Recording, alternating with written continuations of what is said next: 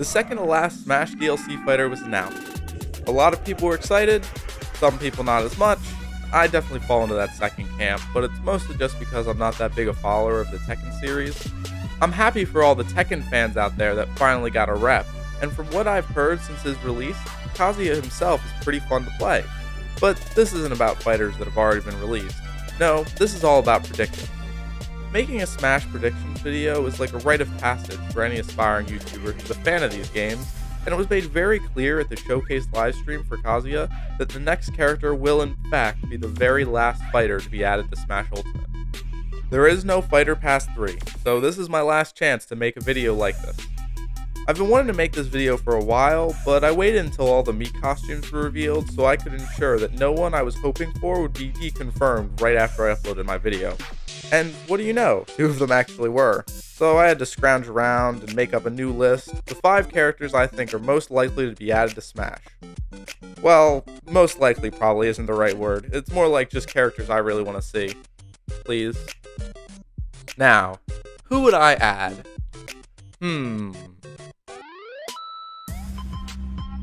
Oh, look, there's a new direct. Shit.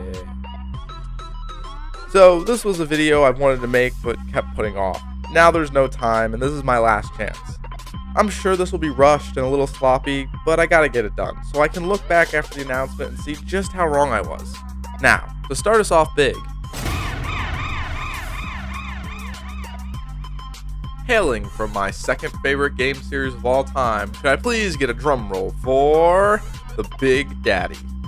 The hulking brutes who serve as the poster child for the Bioshock series, a character I would love to see joining the heavyweights of the Smash roster, chilling up there with K. Rool and Bowser. Listen, I know this one isn't likely at all, and I get that, alright? But this is my list, so I can do whatever I want, and you can't stop me. The Big Daddy has already proven himself to be a capable fighter, since he was used in the PlayStation exclusive Smash knockoff, PlayStation All-Stars Battle Royale. And this should make his transition to Smash even easier. For brevity's sake, and because I'm both lazy and lacking creativity, I'll only be explaining what I believe to be a good set of special moves for this character. To get things started, something I've noticed about every Smash DLC fighter so far is that almost all of them have an extremely unique twist to their moveset that helps them stand out. Joker had the Rebels gauge, Hero had the spell list, and Steve had his crafting mechanics. All of these were extra aspects of the characters that made them feel worth the price. For our Big Daddy, I believe a good unique aspect could be a fuel gauge to dictate the power of your drill arm that is used in most special attacks. Every match, you begin with a totally full fuel tank, and somewhere on the stage there spawns a refueling station, like Steve's crafting table. Once you run out of fuel, you simply run over to the refueling station to top off, and then it's back into the fight. For his neutral special, he holds the drill out in front of him, keeping it continuously spinning, damaging anyone in front of him, but constantly draining fuel as he does so. This neutral would also be able to reflect any projectiles thrown in it, just like the fully upgraded drill from Bioshock 2. If you're out of fuel, then it would only perform a single basic swing with a short range. His side special would be a slow but extremely powerful forward charge, with the drill spinning in front of him. It would exhaust a lot of fuel, however the longer that you run for before hitting someone, the more damage it does when you finally connect. The length of the charge depends solely on how much fuel you have left, and once you're out, the charge attack is simply unusable. For a recovery, the Big Daddy shoots the drill upwards, having it held to him by a chain and working kind of like a grappling hook. However, instead of grabbing onto ledges, this drill would embed itself into the terrain, allowing you to pull yourself up. Alternatively, it could also connect with another player, in which case they would be pulled down with you. In either case, the distance that the drill can propel itself is based on how much fuel you have left. Finally, the down special. This move is completely unrelated to the drill, however still requires plenty of fuel.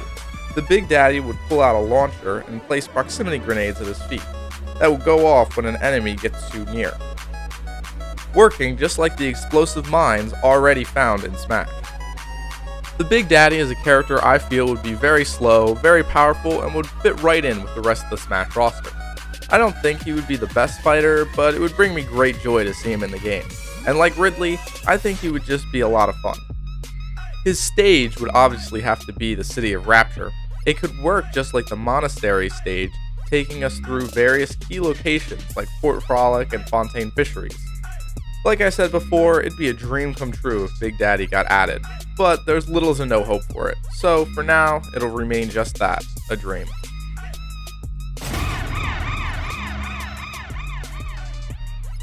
Up next is a character I don't really want to see, but I would still find it morbidly hilarious, which is why it's on the list. It was always super funny to me that the final character of the first Smash Pass was from Fire Emblem. I mean, I loved Byleth, so I didn't mind too much, but come on, they knew. We already know that no matter who the last character is, people are going to be mad. So why not go all the way and make the last character Raichu? Well, Raichu is really just the one I would find funniest. Any Pokemon would serve the same purpose. But the estranged older sibling of the Pikachu clan would finally complete their family in the game.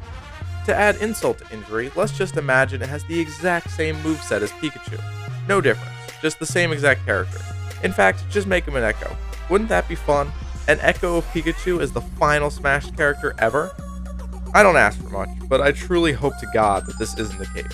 I really only add him to the list because I have a sneaking suspicion that it might be a Pokemon, and I want to be able to look back and say, see, I told you.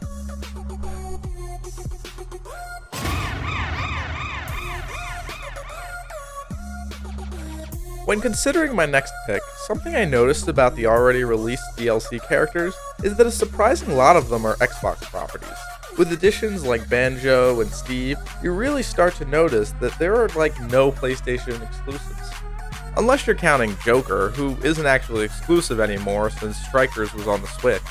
I thought for a while about who would be a good Sony rep, and I came to Crash, but he seemed like the obvious choice. Not to mention, his games aren't actually exclusive anymore, so who else? Well, the only logical choice was, of course, Ratchet & Clank. That's right, everyone's favorite Lombax. Well, maybe second favorite Lombax. The internet has really seemed to be taken by this girl from the new game. Rivet, I think? I thought about adding her since the new game just came out, but I haven't actually played it since I'm not made of money. And Ratchet's more recognizable anyway. This furry fellow would fit right in as a combination of cute and deadly, just like Pikachu. His basic attacks could all involve his wrench, while his specials could revolve around his arsenal of comically large and comically destructive weapons, with his recovery and final smash both incorporating the use of Clank. The former using him as a helicopter propulsion pack, much like K-Rool's, and the latter involving him engulfing Ratchet and becoming a beefed up robot, set on obliterating anyone who stands in their way. I just think the dynamic duo would be a lot of fun and a good match for Banjo and Kazooie.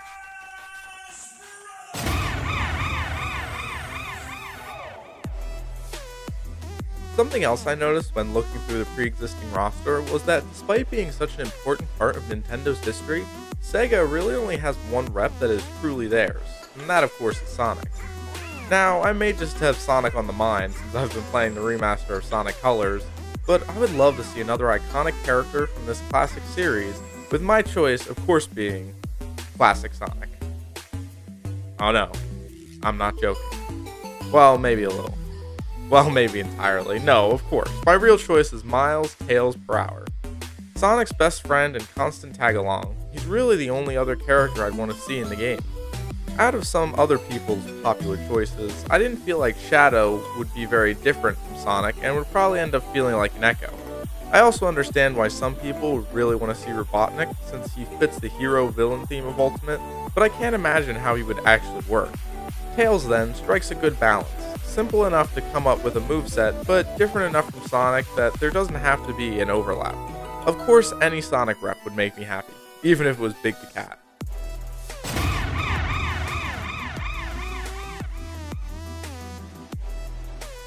Now for my last idea, for the last character, I really wanted to think outside the box. We all know that no matter who the last character is, people are going to be upset. So I tried to think of someone that even the saltiest of Smash fans would be okay with, or at least understand. It took a while, but I finally came to a good conclusion, that there was only one possible option, Master Hand. Now stay with me. Like I said, a little out of the box. People like to say, oh, they can't add Master Hand, he's too big and too powerful. And for a while, I used to agree. Until one day, I was playing Stick Fight with some friends. For those not aware, in Stick Fight, you and up to 3 other players duke it out to see who is the best stick warrior.